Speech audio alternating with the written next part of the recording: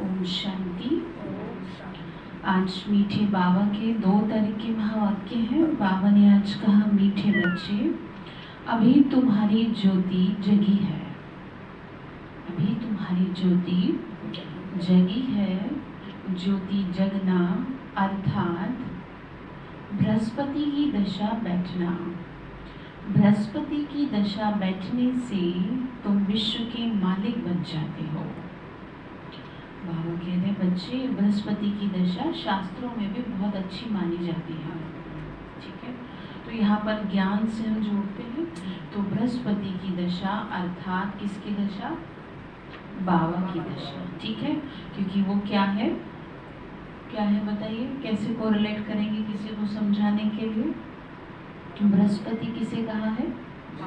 शिव बाबा को कहा है। सतगुरु की दशा बैठती है, जिसको नाम दिया है बृहस्पति की दशा, जिससे तुम विश्व के मालिक बन जाते हो।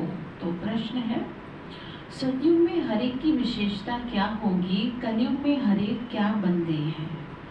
तो आंसर है, सतयुग में हर घर में खुशियां होंगी, सबकी ज्योति जगी हुई होगी।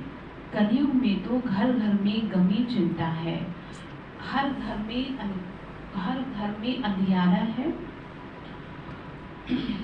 आत्मा की ज्योति उजाई हुई है, तो बाप आई है अपनी ज्योति से सबकी ज्योत जगाने, जिससे घर घर में दिवाली होगी।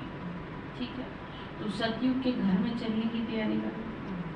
तो यहाँ के घर में गंभीर चिंता जो चल रही है उसको छोड़ते चले। कल भी समझाया था, आज वापस कह रहे हैं, अब बस करें। क्या चीज? व्यर्थ सोचना बस करें, क्योंकि सृष्टि के वो जीवन के अंतिम क्षणों में चल रहे हैं सभी। जिनकी जवानी है वो भी, जिनका बुढ़ापा है वो भी, वो ज्यादा खतरे में।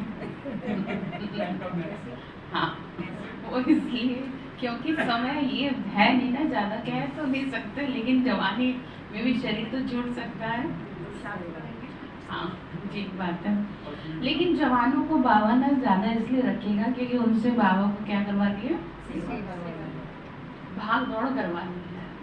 तो ना चाहते हुए भी बाबा इसलिए क्या करता है, उनको क्या करता है, सेवा में बिजी रखता है। तो इसीलिए जीवन के जब अंतिम क्षणों में हम चल रहे हैं, तो इसलिए इस बात का ध्यान रखेंगे कि यहाँ जो गमी चिंता चल रही है उसको चल लेते हैं। कहाँ के लिए तैयार हो जाए? बाबा ने कहा वहाँ पे कोई गमी चिंता नहीं होगी। ठीक है, बाकी देखिए, शरीर के छूटने का कुछ नहीं है, कभी भी छूट सकता है। ठीक है, तो बाबा ने कहा घर घर में क्या होगी, वहाँ पर दिवाली होगी। तो गीत है, माता ओ माता तू है सबकी भाग्य विधाता। ओम शांति। बच्चों ने माँ की महिमा सुनी। ये वास्तव में उपमा तो एक की ही होती है। माँ को भी जगदम्बा बनाने वाला, जन्म देने वाला भी कोई और है। ऐसी माँ को भी जन्म किसने दिया? तो कहेंगे परमात्मा शिव ने दिया। फिर भी महिमा हो जाती है एक ज्ञान का सागर परमात्मा शिव की। बाबा बैठ बच्चों को समझाते हैं। एक ज्ञान का सागर बाबा ही है। अपनी बाबा ने कहा बच्चों को अपना और अपनी रचना के आदि मध्यंत का राज समझा रहे हैं। पतितों को पावन बनाने का राज समझा रहे हैं। ये तो बच्चे समझ गए हैं। इस समय पतित राज्य है, जिसको रावण राज्य कहते हैं। अभी दशहरा आता है, ये तो समझाया है ना, ये सब अंधश्रद्धा के उत्सव है। ठीक है, ऐसे तो नहीं कि कोई एक रावण था, लंका थी, लंका सीलांग को कहा जाता है। दिखाते हैं वहाँ बंदरों, वहाँ सागर पर बंदरों ने पुल बनाई। वास्तव में ये सब है दंत कथाएं। ऐसा तो है नहीं कि 10 शीश वाला कोई रावण था, लंका में राज्य था, फिर तो उनकी एफजी लंका में ही जलानी चाहिए। बाबा का रावण को जलाने का भारत में ही रिवाज है। बाबा समझा रहे बच्चे, देखो ऐसा है, सबसे पहली बात तो ऐसा कोई मनुष्य होता नहीं है, लेकिन इसको ऐसे समझे, जब 5 विकार नर और नारी के आपस में मिलते हैं तो कैसा क्रोध का वातावरण बनता है। आप लड़ते हुए देखते हैं ना, तो कैसे बन जाते हैं, फिर राक्षस बन जाते हैं, बिल्कुल, है ना। तो इसीलिए क्या नाम दिया है, रावण। बाकी ऐसा नहीं है कि कोई स्पेशल ऐसा मनुष्य होता है। इस दुनिया में जिसने भी जन्म लिया है वो 2 हाथ पैरों वाला ही होगा। सतयुग में 2 हाथ पैर ही होंगे, एक्स्ट्रा कुछ भी नहीं है। मनुष्य की जो रचना की गई है वो चाहे सतयुग में हो चाहे कलयुग में हो, वो एज इट इज रहेगी। ठीक है, चाहे मनुष्य पावन है चाहे पतित है, उसमें कुछ नहीं होगा, आत्मा में होता है।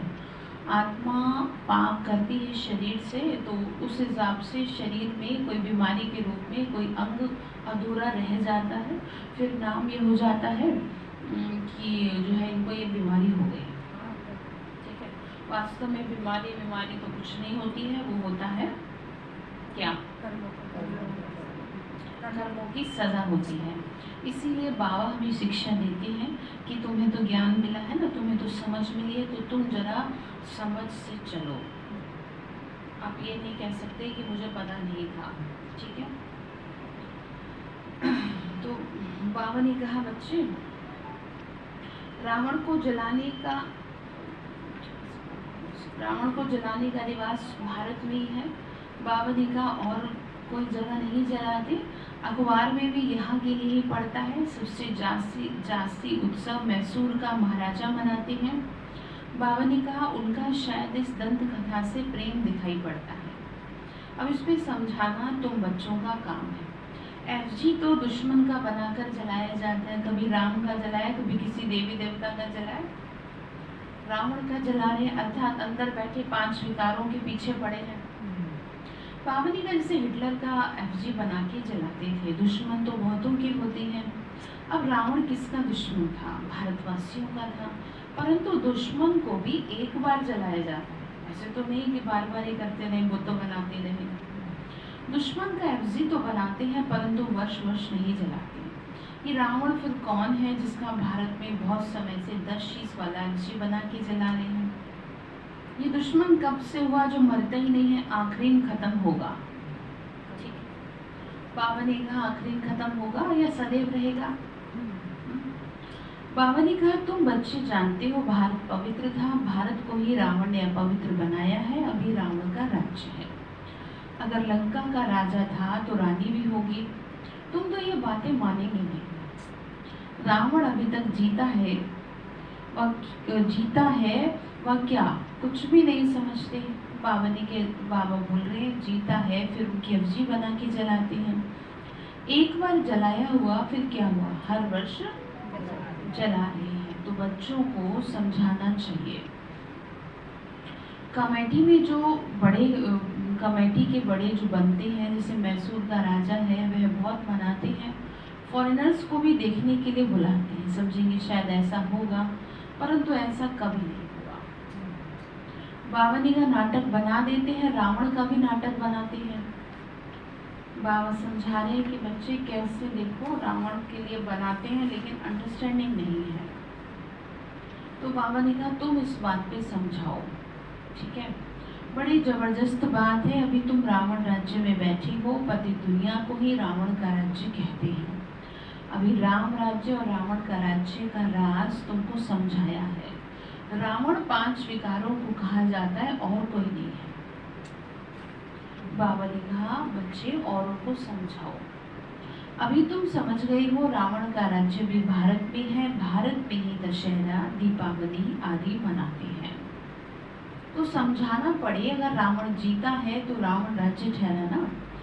रावण है पतित बनाने वाला। तुम जानते हो 5 विकार जो कि इस समय सर्वव्यापी है, उनको ही रावण कहते हैं। तो दशहरे पे ही सेवा करें। ठीक है, रावण के चित्र तो आगे दशहरे में निकले थे, इसमें तिथि तारीख भी डालनी पड़े। इस समय पतित का विनाश और पावन की स्थापना हो रही है। तुम पतित से पावन बन रहे हो, पावन बन जाएंगे, फिर रावण संप्रदाय को आग लगेगी। ठीक है, बाबा ने कहा बच्चे पवित्र बन जाएंगे तो ये दुनिया नहीं रहेगी। इसीलिए बाबा बार बार कह रहे बच्चे कब्रिस्तान है। तुम कब्रिस्तान में बैठे हो तो इसे क्या दिल लगाते हो? तो कब्रिस्तान में कोई दिल लगा सकता है? डर लगता है। तो इसीलिए जब भी अपने जीवन से, अपने इस दुनियादारी से दिल लगने लगे तो बाबा ने कहा शमशान घाट में चले जाओ। तो लोग तो कहेंगे कैसे खराब बात करते हैं, क्यों ना करें, हमें भी तो वही ठीक है। तो दिल हटाना तो पड़ेगा, चाहे आप कोई भी जतन करें, कोई भी प्रयास करें, क्योंकि बाबा ने कहा जब आपकी आंखों के सामने सब खत्म होगा फिर आपसे देखा नहीं जाएगा, और खासकर वो जो आपका है इस दुनिया में, ठीक है। दुनिया से तो आपको मतलब नहीं, आपकी बुद्धि कहाँ रहती है? अपने में रहती है, अपना, मेरा बच्चा, मेरा पति, मेरा मकान, मेरा पैसा। बाबा ने कहा ये सब तुम्हारी आंखों के सामने खत्म होगा, तो वो सीन अभी बाकी है। इसीलिए बाबा कह रहे हैं कि वो सीन तुम्हें देखने को ना मिले इससे पहले कि तुम्हें अपना मन, इसीलिए मैं हमेशा आपको ये सिखाती है, बाबा मुझे सिखाते हैं कि हर चीज में ना बैलेंस रखिए आप, तो आपको चोट नहीं लगेगी। जैसे शरीर का और मन का, ठीक है, संबंधों का, इन सब चीज़ों में बैलेंस रखेंगे ना तो फिर कोई भी अगर आपको हर्ट करेगा तो आप संभल जाएंगे। एक तरफा प्यार किसी भी चीज़ को नष्ट कर देता है, किसी भी घर में किसी एक चीज़ से आपका मोह आपको नष्ट कर देता है। लोगों का जानवरों से इतना मोह हो जाता है, सोचो कैसे वो हो जाते हैं। तो ये मोह ही तो है, किसी से भी हो सकता है। तो ये क्या करने वाला है अंदर से आपको, तो इसीलिए क्या करेंगे आप, अभी एक सेकंड पहले क्या कहा, बैलेंस रखिए। आप जब बैलेंस रखेंगे ना तो बात बिगड़ेगी नहीं, ठीक है। जैसे आप घर का काम भी कर रहे हैं, अपनी जिम्मेदारियों को भी संभाल रहे हैं, और आप अपने मन का भी ध्यान रख रहे हैं, आप अपने को भी टाइम दे रहे हैं। जैसे कल आपको क्या सिखाया था कि अपना आप कुछ नया सीखने में टाइम दे रहे हैं, तो अगर बाई चांस कुछ बात ऊपर नीचे हो जाती है ना तो आपको ज़्यादा दुख नहीं लगेगा, आपको ये सेटिस्फेक्शन रहेगी कि मैंने अपना जीवन भी जिया है। अभी तो ये है कि मेरा तो कोई मेरा तो कोई जीवन ही नहीं है। अभी तो ये सोच करके खुद को क्या कर लेते हैं, हाँ, हर्ट हो जाते हैं ना। जैसे घर में भी झगड़े इसी बात के तो है कि मैं तो सारा दिन तुम्हारे लिए करती हूँ, तुम क्या करते हो? कोई नहीं करेगा, आपको खुद करना है। ना बच्चे करेंगे ना कोई और करेगा, आपको खुद ही अपने लिए करना है। अब आप देख लो आपको क्या करना है, तो बात आपको समझ में आ रही है। तो क्या करेंगे फिर, बैलेंस, ठीक है। मैं आपको कहूँगी नष्ट मोहा बन जाओ, ये इतना आसान नहीं है, लेकिन अगर आप बैलेंस रखेंगे तो फिर भी आप धीरे धीरे अपने को संभालते जाएंगे, ठीक है। बाबा हम बच्चों को समझाते हैं, बाबा ये कहते हैं तुम मेरे से इधर प्यार ज़्यादा बढ़ा लो, क्योंकि जिधर प्यार ज़्यादा होता है तो ऑटोमेटिकली चीज़ें फिर अपने आप ही छूट जाती है। जैसे बाबा के घर में जो बहनें समर्पित रूप से सेवाएं करती हैं, जो शुरुआत उनकी होती है, तो कहीं ना कहीं उन्हें दुनिया से ज़्यादा प्यार मिलता है, तभी तो वो सब छोड़ छाड़ के बाबा के घर में रह जाते हैं। बिना प्यार के तो कोई भी नहीं चल पाए। तो यहाँ पर भी आप जब तक बाबा से ज़्यादा प्यार नहीं रखेंगे तब तक आपका इधर की तरफ लगाव नहीं होगा। जिधर ज़्यादा प्यार होगा, जैसे हमेशा से समझाया है, आप लेफ्ट हैंड का यूज़ नहीं करते हैं तो वो आपका ज़्यादा चलता ही नहीं है। आप राइट हैंड का यूज़ करते हैं तो वही बढ़िया से तो ठीक है। तो बाबा समझा रहे बच्चे इस समय, तो फिर बाबा ने कहा क्या करोगे, फिर विनाश होना है। बाबा ने कहा कब्रिस्तान है ये। बाबा बोल रहे बच्चे सब इस समय पतित का विनाश और पावन की स्थापना होती है, तुम पतित से पावन बन रहे हो, पावन बन जाएंगे, फिर रावण संप्रदाय को आग लगेगी। बाबा ने कहा रावण खत्म हो जाएगा, फिर सतयुग में एफजी नहीं बनानी पड़ेगी, सब पावन बन जाएंगे। आत्मा में ही सतो प्रधानता की जब ताकत थी तो जागती ज्योत थी, पतित बनने से वो ज्योत उझा गई है। आत्मा ही पतित बनी है, उड़ने की ताकत नहीं है।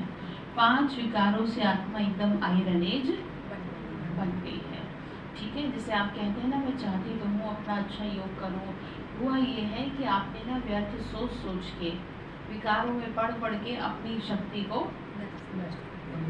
नष्ट कर ली। इतनी भी नहीं है आपकी कि आप अपने आप को कंट्रोल कर सको। तो जैसे मोह में इतने ज़्यादा हो गए कि आपसे अपनी भावनाओं का ही नियंत्रण नहीं हो रहा। कोई भी जरा सा आपसे प्यार से बात करता है, आप उसी के हो जाते हो। कोई भी हो सकता है, वो XYZ। तो इसका मतलब ये है आप अंदर से क्या है, कमज़ोर है। कमज़ोर व्यक्ति जो होता है वो बहुत जल्दी आकर्षित हो जाता है। जैसे मैंने आपको उदाहरण दिया था, श्री कृष्ण का कोई दोस्त नहीं है क्योंकि वो कमज़ोर नहीं है। महान लोगों के दोस्त नहीं हुआ करते हैं, ठीक है। और हम सब दुनियादारी के, वैसे मेरा तो कोई नहीं, बाबा के अलावा दुनिया में लोगों के कितने दोस्त होते हैं। लोग दोस्त बनाते हैं, आप समझ रहे हैं क्यों बनाते, जानते हैं अपना क्या बढ़ाने के लिए? हाँ, सर्कल बढ़ाने के लिए। लेकिन आप देखो बड़े बड़े बिजनेसमैन के, जो बहुत हाई प्रोफाइल लोग हैं, उनके कोई दोस्त है? कोई दोस्त नहीं होता, क्योंकि वो अपने लिए स्वयं में ही सक्षम है चलने के लिए। तो आप बात समझ गए? तो आप समझ लो आत्मा में ताकत नहीं है, इसीलिए वो औरों का सपोर्ट चाहती है, इसीलिए वो औरों से प्यार चाहती है, सम्मान चाहती है। फिर वो कोई भी हो सकता है, फिर वो आपका बच्चा भी हो सकता है, आप उससे भी चाहते हो। इतिहास गवाह है, जो बड़े बड़े राजगद्दी जिन्होंने संभाली है, जो बड़े बड़े पद पोजीशन पे बैठे हैं, उन्होंने एक तरफा फैसला नहीं किया, उन्होंने न्याय के लिए फैसला किया। जैसे मैंने आपको बताया था, वो हिस्ट्री में भी है, एक लेडी जज ने अपने ही बेटे को फांसी पे चढ़ाया था कि जो गलत है गलत। अब वो मोह में तो अगर कोई हो तो संभाल ले, वैसे राजगद्दी संभाल ले। तो बात आपको क्या समझ में है, क्या करेंगे फिर बताइए?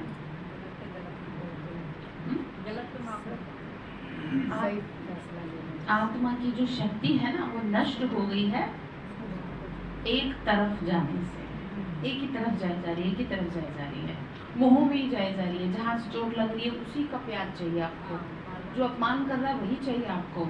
तो अपने मुंह पे चमाट लगाए खुद ही कि मुझे समझ में नहीं आता क्या कि जो मेरा अपमान कर रहा है मेरे को उसी की क्या है, याद आती है, चिंता होती है, ठीक है।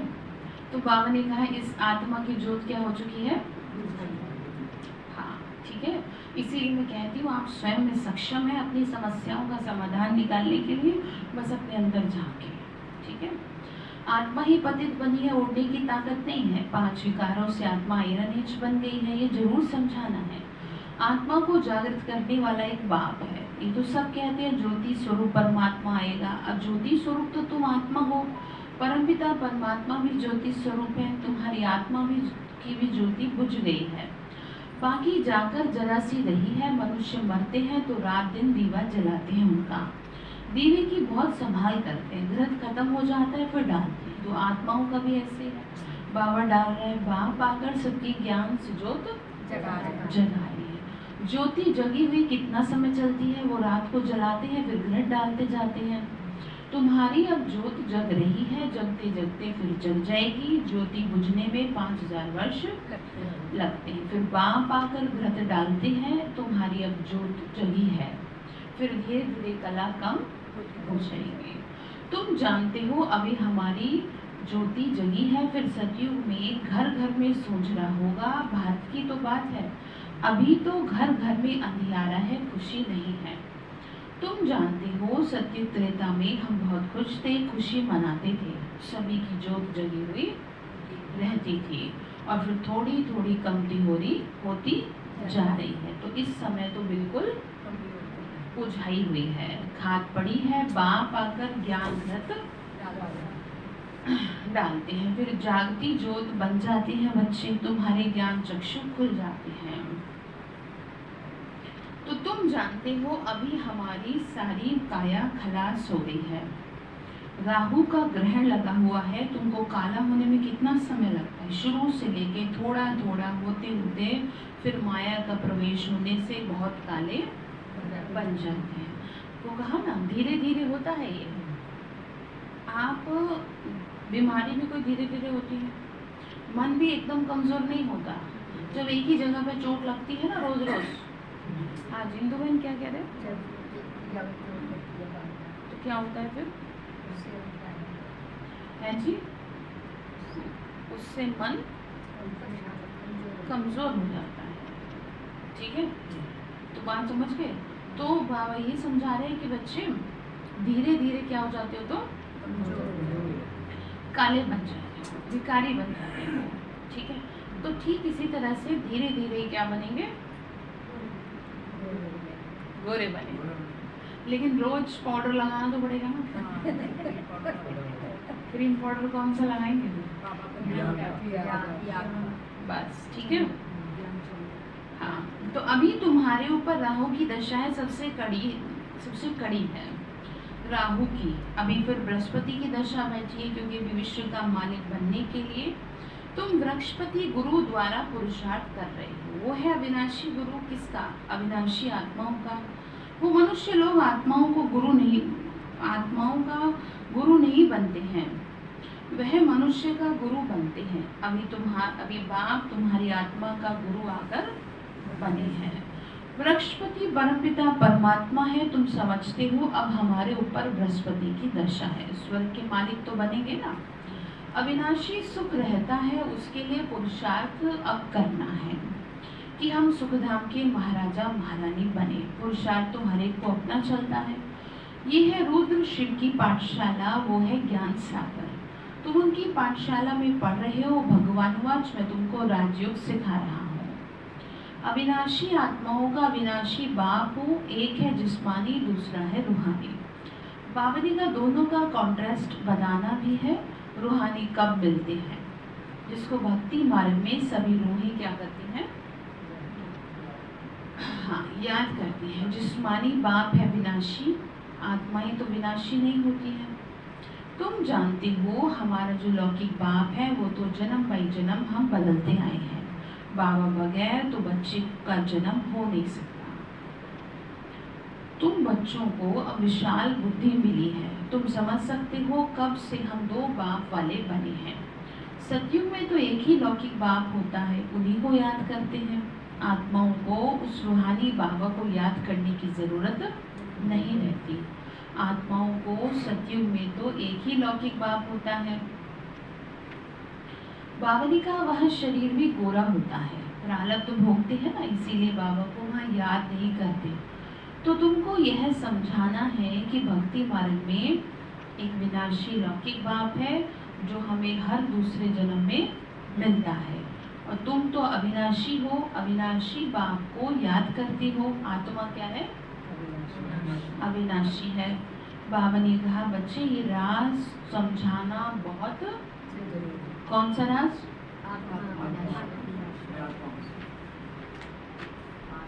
फोकस रखो पूरा। दो बाप का राज, ठीक है, दो बाप का राज समझाओ, ठीक है। बाबा ने कहा रावण का भी राज समझाना है। रावण राज्य अर्थात पतित राज्य भी है, इसीलिए पतित पावन को बुला रहे हैं। वो अविनाशी बाप है, तो बाप जरूर सिद्ध करने हैं। क्या सिद्ध करने हैं, दो बाप, ठीक है।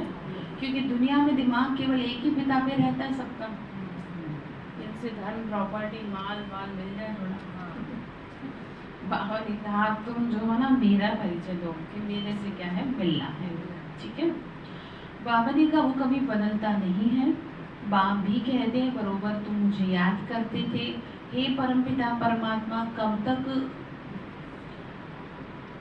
कब तक तुमको याद करना है, फिर बाप कब मिलते हैं ये अभी तुम जान गए हो। जब भक्ति का अंत होता है तब भक्तों को फल देने बाबा आते हैं। बाबा ने समझाया है सभी भक्तों को मुक्ति, जीवन मुक्ति मैं देता हूँ। तुम जानते हो सतयुग में एक ही धर्म होता है, उसको वननेस कहते हैं।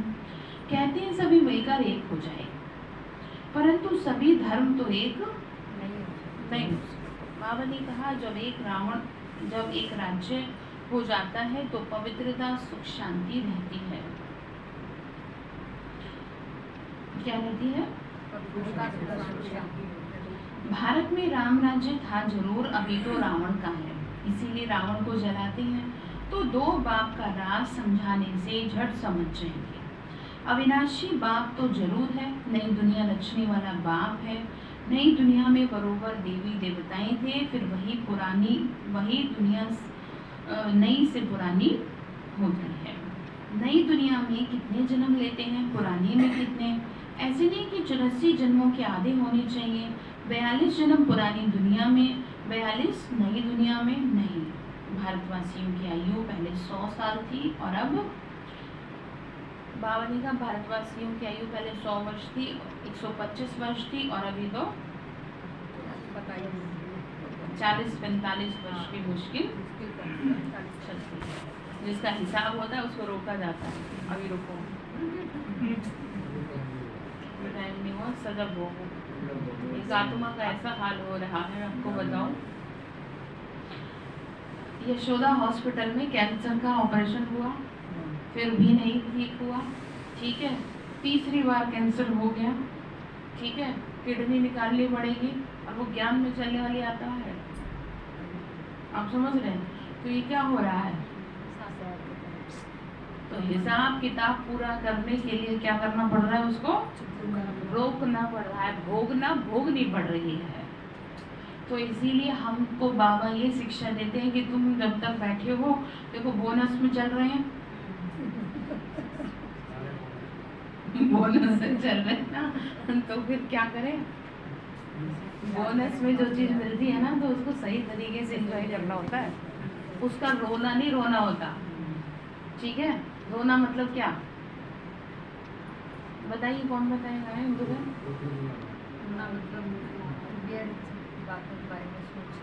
रोना मतलब हाय हाय का, हाय ये सही नहीं होता, वो सही नहीं होता, इसको से कैसे सुधारूं, उसको कैसे सुधारूं, तो ये गलत हो जाएगा।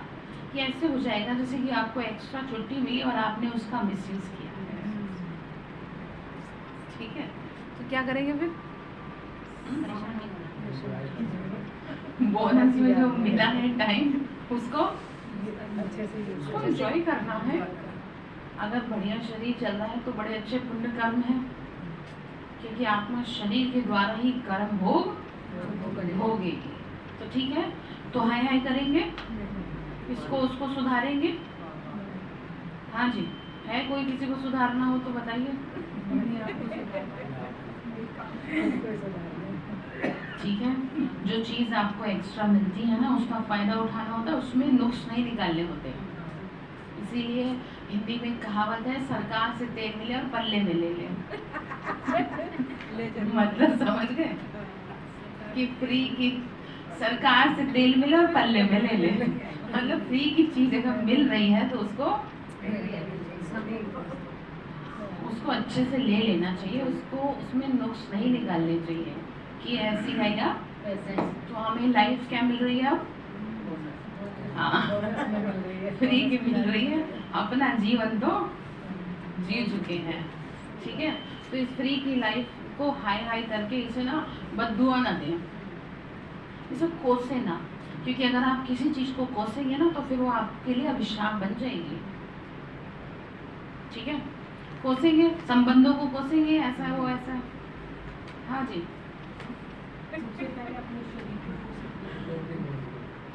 वेरी गुड है जी। हाँ, सभी चीजों को कोसते हैं, कितना भी अच्छा हो रहा हो, अच्छे भले चल तो रहे हैं, अच्छा भला भोजन मिल रहा है, अपना एंजॉय कर रहे हैं, तब भी परेशानी है, तो ये तो बहुत बुरी बात है, इससे बुरा कुछ नहीं है, ठीक है।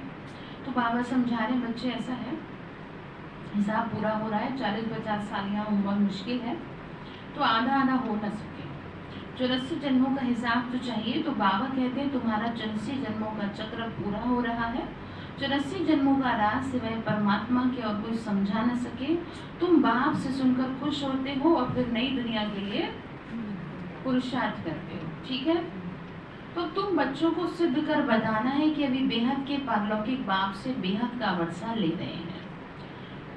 बाबा ने कहा वो बाप आते हैं तब जब स्वर्ग की स्थापना करते हैं। देखो इसका उदाहरण आपको बताती हूँ, इसीलिए दुनिया में भी, शास्त्रों में भी गायन है, शास्त्रों में वर्णित है कि 60 वर्ष की उम्र के बाद आप जाएं मंदिर में। क्यों क्यों बताइए, क्योंकि आपने अपनी उम्र पूरी कर ली है।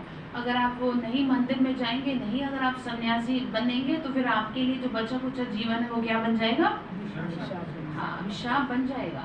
तो यहाँ पर भी यही समझा रहे हैं आपको कि जो जीवन आपको मिला है इसको कोसे ना, इतना बढ़िया चल रहा है सब, ठीक है। बाबा समझा रहे हैं बच्चे देखो बाप आते ही तब है जब स्थापना करते हैं। उन को कहा जाता है हेविनली गॉडफादर। जब नए घर की स्थापना होती है तो पुराने को तोड़ा जाता है। लिखा भी हुआ है स्थापना फिर विनाश। स्थापना जब पूरी होगी तब विनाश होगा। स्थापना करने वाला है परमात्मा इस ब्रह्मा के द्वारा।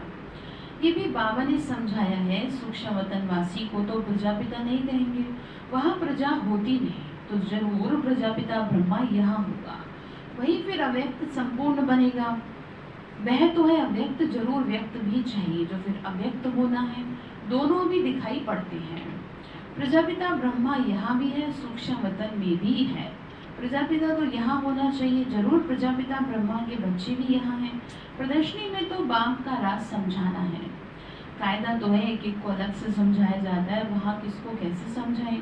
समझाने के लिए तो एकांत चाहिए, वहाँ तो बहुत हंगामा होता है। यहाँ तो तुमको 1-1.5 घंटा लग जाता है क्या करने में, बावनी का वहाँ इतनी भीड़ में तो समझाना बड़ा मुश्किल है।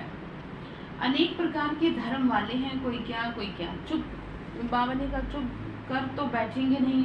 तुम सुनाएंगे एक लौकिक जिस्मानी बाप, दूसरा परलौकिक रूहानी बाप, वो है परमात्मा। अब ब्रह्मा द्वारा क्या कर रहे हैं, स्थापना कर रहे हैं।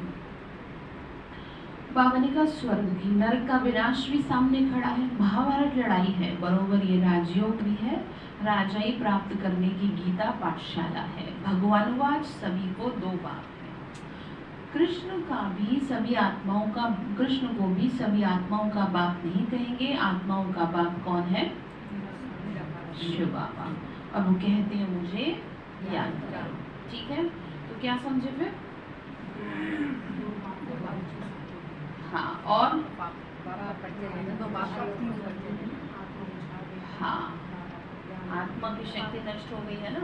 सूरज भाई जी ने एक बार क्लास में बताया था कि एक बूढ़ी माता उनके पास आई और एक दूसरी आई, दोनों सहेली थी। तो एक जो थी उसको बड़ी समस्या थी अपने घर में बहू बेटों से कि ऐसी है वो वैसी है, जो नॉर्मल रूटीन लाइफ में होती है। और उसी की एज की दूसरी भी थी और वो आई थी सेवा में रहने के लिए। तो फिर भाई जी ने पूछा आप कैसे आ गई, ये तो इतनी परेशानी में है। तो उन्होंने कहा मैंने अपने बहू बेटों को फ्री कर दिया, कि मैंने अपनी जिम्मेदारी सारी पूरी कर दी है। अब मैं उनको कुछ भी नहीं कहती हूँ। वो मुझसे पूछते हैं, वो मेरे पास आते हैं, मुझसे पूछते हैं कि माँ मैं ये काम कैसे करूँ वैसे करूँ। तो वो कहते बेटा तुम खुद समझदार हो, तुम्हें जैसे ठीक लगे वैसे करना। उन्होंने कहा कि मैंने बच्चों की लाइफ में इंटरफेयर छोड़ दिया। वो माता जी 6-6 महीने मधुबन में सेवा करने के लिए रहती है। बात समझ गए। तो वो अपने बच्चे कुछ जीवन को क्या कर रही है, सफल कर रही है। तो ये है बुद्धिमानी। ये नहीं कि आप जो है 24 घंटे दिमाग वहीं पर कि आप मेरे से पूछते क्यों नहीं है। अब वो देखो उससे तो पूछते हैं, वो तो बताती नहीं है। कहती मैं क्या बताऊँ, तुम खुद समझदार हो। मेरे को जो बताना था, जितना करना था उतना मैंने कर दिया। तो ज्ञान का सार क्या है, हाँ, और जो जीवन बच रहा है उसको सफल करो। ठीक है, बस। अच्छा, मीठे मीठे सिके लदे बच्चों प्रति माता पिता बाप दादा का याद प्यार और गुड मॉर्निंग। रूहानी बाप की रूहानी बच्चों को नमस्ते। हम रूहानी बच्चों की रूहानी माता पिता बाप दादा को नमस्ते। नमस्ते बाबा, शुक्रिया बाबा, शुक्रिया बाबा, शुक्रिया। धारणा के लिए मुख्य सार है स्वयं में ज्ञान का घट डालते सदा जागती ज्योत रहना है। ठीक है, क्या करेंगे,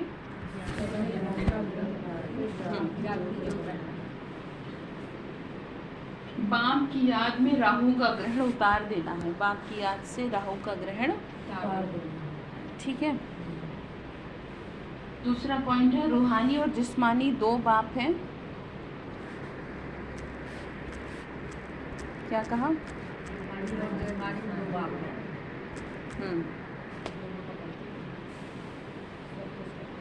यह पहचान हर एक को देकर बेहद के वर्षे का अधिकारी बनाना है। ठीक है जी। क्या पहचान देंगे,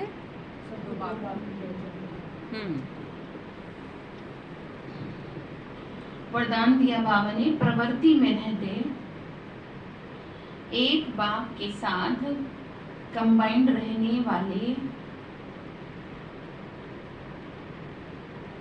देह के संबंधों से निर्वृत्त भाव।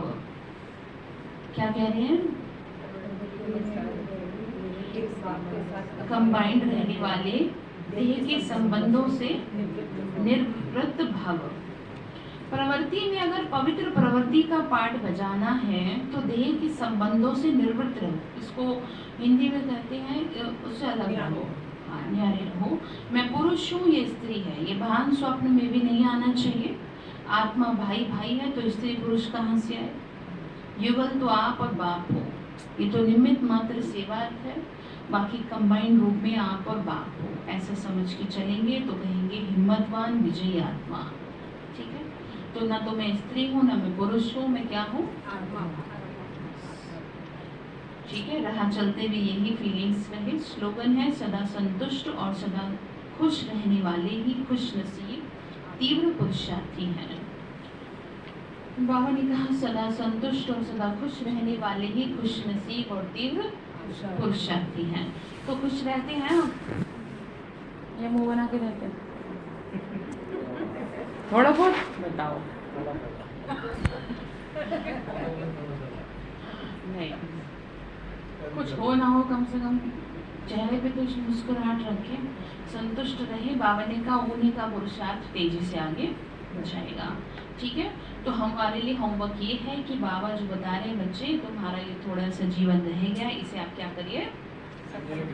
इसे आप सफल करिए, इससे शिकायतें ना करिए। ठीक है, अच्छा, ओम शांति।